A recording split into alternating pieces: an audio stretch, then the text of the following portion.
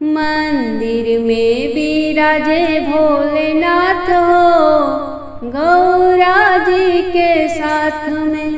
मंदिर में विराजे भोलेनाथ हो गौरा जी के साथ में। अपनी गौरा मैया के बिंदिया लगाई, अपनी गौरा मैया के बिंदिया लगाइब।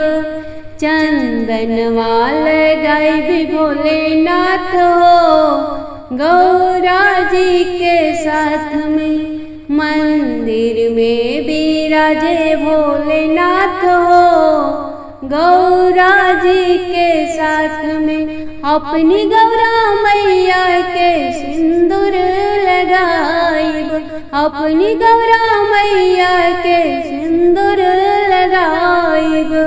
भस्मिया लगाइब भोलेनाथ हो गौरा जी के साथ में।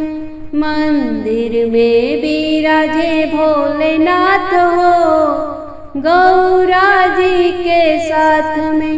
अपनी गौरा मैया के जलवा चढ़ाइबी, अपनी गौरा मैया के जलवा चढ़ाइब। दूधवा चढ़ाइबी भोलेनाथ हो गौरा जी के साथ में। मंदिर में विराजे भोलेनाथ हो गौरा जी के साथ में। अपनी गौरा मैया के चूनर ओढ़ाइबी, अपनी गौरा मैया के चूनर ओढ़ाइबी। बागंबर ओढ़ाइबी भोलेनाथ हो गौरा जी के साथ में।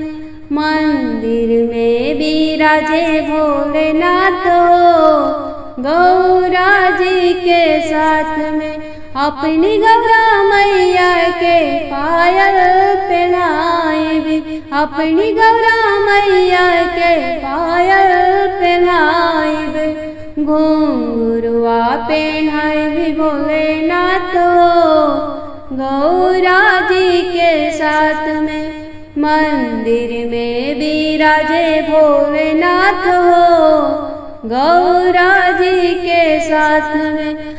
अपनी गौरा मैया के पुड़िया के भोगवा लगाइब, अपनी गौरा मैया के हलवा के भोगवा लगाइब। भांग के भोगवा लगाइब भोलेनाथ हो गौरा जी के साथ में। मंदिर में विराजे भोलेनाथ हो गौरा जी के साथ में।